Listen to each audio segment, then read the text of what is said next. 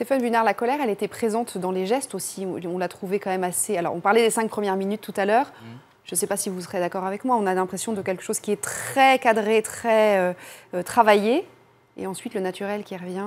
C'est comme ça que vous l'avez vu? Au global, il a la dynamique gestuelle de Sarkozy habituellement. C'est-à-dire qu'on parle beaucoup de comeback. C'est plutôt un flashback pour moi. C'est-à-dire qu'on a l'impression qu'il n'est pas parti. Il remplit un vide politique, je ne sais pas.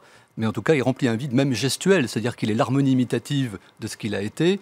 Et ça renvoie encore davantage Hollande à sa rigidité, à son immobilisme. Je parle sur le plan physique, évidemment, etc.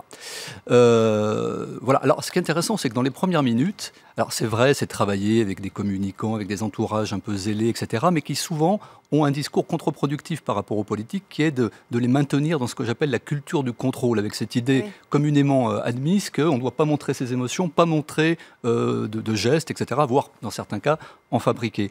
Il est vraiment en rupture là-dessus, parce que, d'abord, Sarkozy, je dirais presque dans une formule, être calme, c'est pas sa came. Donc lui, il a compris ça, et il a compris surtout que, en fait, ce qui se passe, c'est que la perception qu'on a d'un bon communicant, c'est quelqu'un avant tout qui fait des gestes. Ça peut être un peu tarte à la crème de le dire, mais en l'espèce, comme le discours de tous les entourages, c'est de dire d'être dans le contrôle, forcément, quand on est différent, ça impacte. Ça impacte.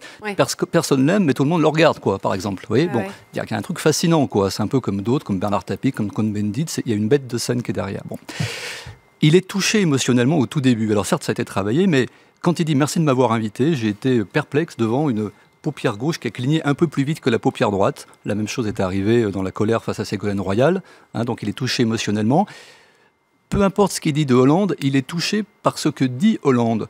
Quand Delahousse lui parle de ce que Hollande dit et de l'État en faillite, etc., ben là aussi, il y a une petite émotion. Et puis dans les 5 premières minutes, il y a aussi un truc assez remarquable que j'ai vu, c'est qu'il était trituré avec ses pouces. Les pouces, c'est la représentation, c'est le jeu de l'ego. Il y a le jeu qu'on connaît, d'ailleurs c'est pas nous synergologues qui le disons, c'est les neuropédiatres, etc.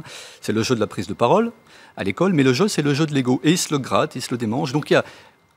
J'allais dire, ça l'a un peu humanisé. C'est-à-dire que même si tout ça est préparé, il y a quand même, il est quand même conscient qu'il y a une fébrilité derrière tout ça, moi, je trouve. Il y a un truc que j'ai remarqué, mais je ne sais pas si ça a une signification quelconque ou pas, mais sur les 4-5 premières minutes, il ne regardait jamais Laurent Delahousse. Il était systématiquement tourné, sans regarder la caméra, mais il était tourné vers le backstage, en fait. Vous avez vu ça ou pas? Regardez, on va le voir sur les images, je pense.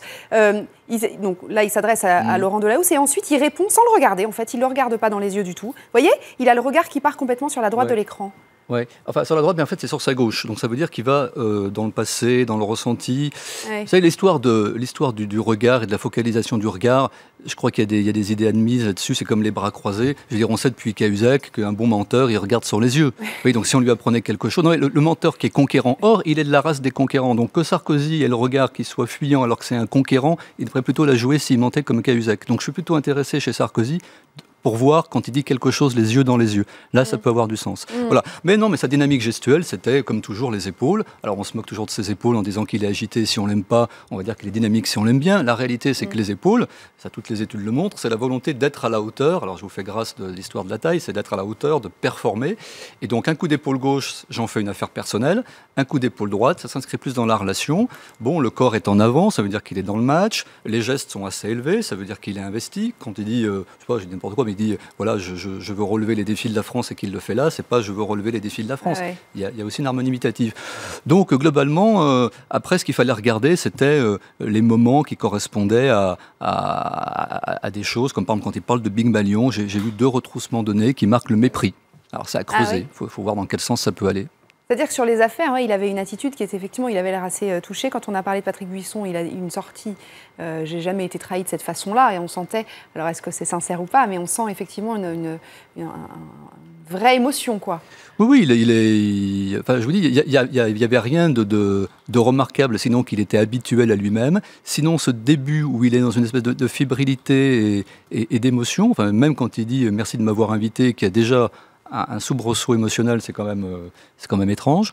Après, bon, pour le reste, c'est vrai que c'est préparé, il y a une partie acteur, il sait jouer des mots, il y a ces fameuses questions rhétoriques qui reviennent, on se demande qui interviewe qui au bout d'un moment.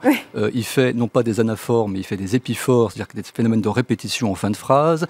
Il y a une façon de procéder dans l'argumentation et dans la contre-argumentation qui est d'ailleurs presque cas d'école, hein, je veux dire, qui est intéressante.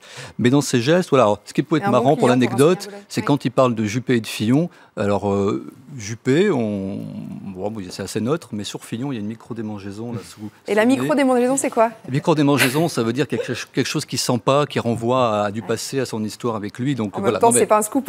Non, mais je veux dire, le langage corporel n'est pas toujours là pour contredire ce que le verbal dit. Il est là aussi pour renforcer. Parce que ce qui est intéressant dans le langage corporel, quand vous me dites c'est pas un scoop, c'est que oui, mais ça veut dire que quand il dit, et on le sent bien dans les mots, que Fillon, c'est pas sa tasse de thé, si le langage corporel vient en plus s'ajouter, c'est que vraiment, il est dans... c'est ça. Bon, politiquement parlant, Jérôme, la suite, c'est quoi? Parce que là, c'était le début du commencement du retour. C'est parti là. On est parti sur une séquence, comme on dit. C'est un peu, d'ailleurs... l'un des entourages de Nicolas Sarkozy qui ont importé ce terme en France, qui va durer pendant quelques semaines. On a évidemment, point d'orgue, le meeting de Lambersart où l'UMP de Nicolas Sarkozy a l'intention de frapper très fort, puisqu'on attend 2000 personnes. Maintenant... il est dans une terre centriste, je vous coupe juste, mais... Oui, non, alors ce qui est intéressant, c'est qu'il aurait pu aller à Tourcoing, juste à côté, chez Gérald Darmanin, qui est... la nouvelle star. Voilà, l'un de ses nouveaux soutiens, qui incarne, à mon avis, plus le renouvellement. Lambersart, qui était un peu plus bourgeois comme la banlieue environnement. Chic de Lille. Voilà, en tout cas, il va là-bas, il s'expliquera sur son choix.